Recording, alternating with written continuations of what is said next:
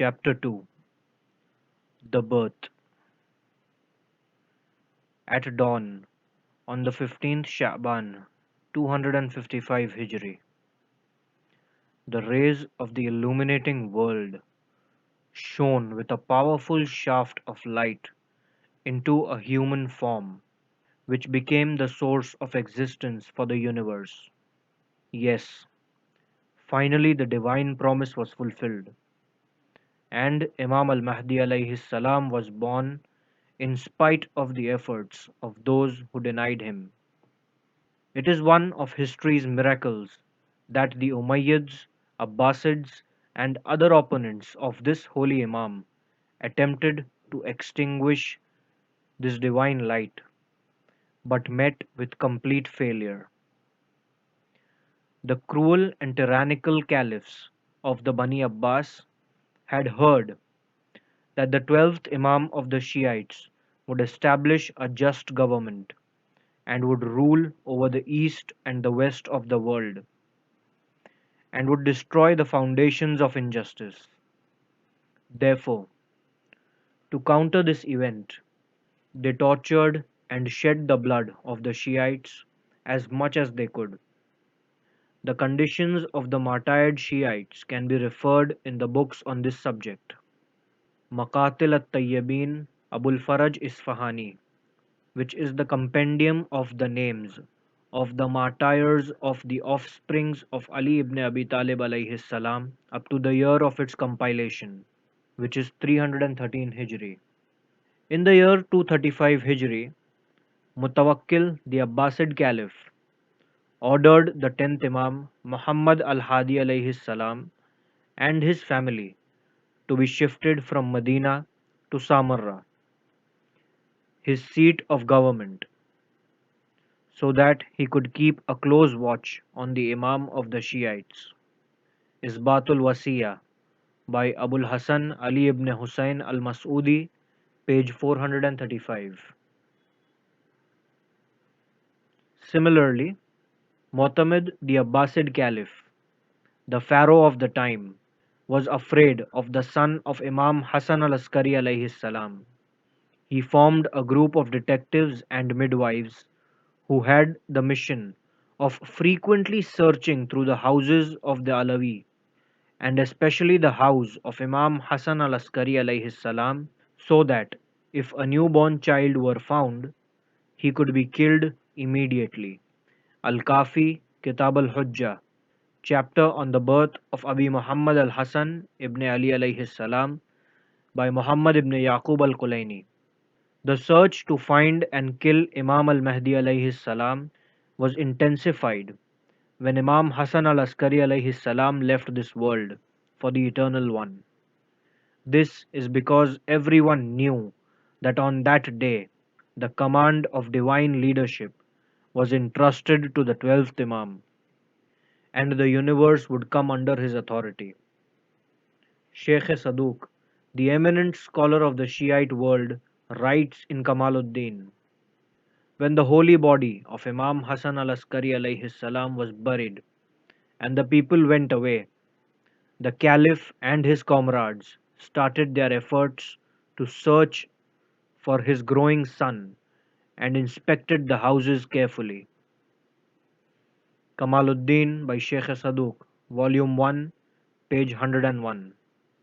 Sheikh Mufid, a distinguished Shiite scholar, also wrote in Kitab al-Irshad, when Imam Hassan al-Askari alayhi salam passed away, the Caliph of that time pursued his son because the Shiite Imamat belief was famous and was spread about that the Shiites were awaiting his eminence.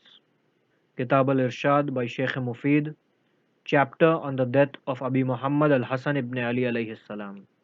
Mu'tadid, one of the tyrant Abbasid caliphs who ruled from 279 to 289 Hijri, decided all at once to destroy the entire family of al-Askari. When he heard that more than 20 years had passed since the birth of the son of Imam Hassan al-Askari alayhi salam, and that he was still living In spite of the attempts of the preceding caliphs to kill him, one of Mu'tadid's officers said, Mu'tadid has ordered me and two other persons, each of us, to mount a horse and to proceed to Samarra in full speed without even stopping for prayer. He gave us the address of al-Askari and instructed us to enter his house without his permission and to bring him the head of whoever we find there. Al-Ghaiba by Sheikh Tusi, page 160. As a matter of fact, they were unaware that the same power which had protected the Imam from the former caliphs would give him protection from this evil, because Allah disdains nothing save that He shall perfect His light, however much the disbelievers are averse. Surah Tawbah, verse 32. Indeed, what an immature thought and foolish act it was. If the divine will bears on some matter, can a person revolt against it and combat it? Is it possible that definite divine promises may not be completed with? Or is it possible that the reins of oppressive impostors who fight against the divine decree will not cut? Is it not more amazing that peerless Almighty Allah has shown His power many times before, so that after that all men should know that if He wishes to give His chosen servant government and sovereignty, and to destroy infidelity and irreligiousness through him, then there is no one who can disrupt his rule. Fortunately, this sensational story is mentioned in the Holy Quran. Pharaoh, the great emperor of Egypt, who had great power and pride, claimed the divinity for himself. He determined to kill all the youths and boy children of Bani Israel as a result of what he had heard about a son being born who would destroy his empire and divinity. He shed the blood of innocents and banished many persons to unknown regions. But see how Almighty Allah restored His Prophet and how the divine will worked to protect the life of Musa and destroy the Pharaoh. And we revealed to the mother of Musa, saying, Suckle him, and if you fear for him, launch him on the river, and fear not, nor grieve, for we will return him to you and make him one of the messengers. And took him up Pharaoh's people, that he might be to them an enemy and a cause for their grief. For verily, Pharaoh and Haman and their hosts were sinners. So we did restore him to his mother, that her age might be refreshed, and that she might not grieve, and that she might know that the promise of Allah is always true, but most of them know not. Surah Qasas, verse 7 to 13. Yes, Allah will protect His proof and will fulfill His promises and glad tidings, because His decision is based on its execution, although most people do not know it. Would Allah wish to save the life of Prophet Musa, who was only a messenger to a certain nation and tribe, and yield the Imam of the age, Imam Zaman alayhi salam, into the hands of Mu'tamid and Mu'tadid? Would Allah protect the life of Musa alayhi salam while he was in the middle of the roaring waves of a river, and give no security to the Imam of the age who was in the house of his father, Imam Hassan al-Askari alayhi salam? Would the sustaining Allah of Prophet Ibrahim protect Ibrahim in the middle of the flaming fire, but allow the last pearl of the Prophet's progeny to be a victim of lust and anger of the Abbasid caliphs? Really? How do false thinkers and feeble minded people judge? At dawn, on the middle day of Shaban in the year 255 Hijri, Imam Hassan al-Askari alayhi salam beheld the heavenly shining face of his son, who was to fulfill all divine promises and glad tidings. Not more than 3 days had passed after his birth when the 11th Imam took the holy child to his companions and told them, "After me, this will be your master of authority and my successor, and he is Al-Qaim, for whose appearance all the people will wait. When the earth is full of injustice and tyranny, he will fill it with peace and justice." At the time of his son's birth, the 11th Imam told some of his companions, "Oppressors were plotting to kill me so that my son would not be born. But now see how great is the power of the All-Powerful." Imam Hassan al-Askari alayhi salam ordered 10,000 pounds of bread and meat to be distributed among the Banu Hashim to mark the happy and auspicious birthday. Usman bin Said was charged with this important work, which he undertook in the best way. Kamaluddin by Sheikh Saduq, Volume 2, page 104. From the very beginning, Imam Hassan al-Askari alayhi salam hid his son from the strangers. Read carefully these words of Sheikh Mufid, part of which was quoted above. Imam Hassan al-Askari alayhi salam prepared a true government for his fruitful son. He kept secret the birth of his son and other related matters, because His Eminence was living in a difficult time when the caliphs were intensively searching for his son and were keeping a close eye on the affairs of Imam al-Askari.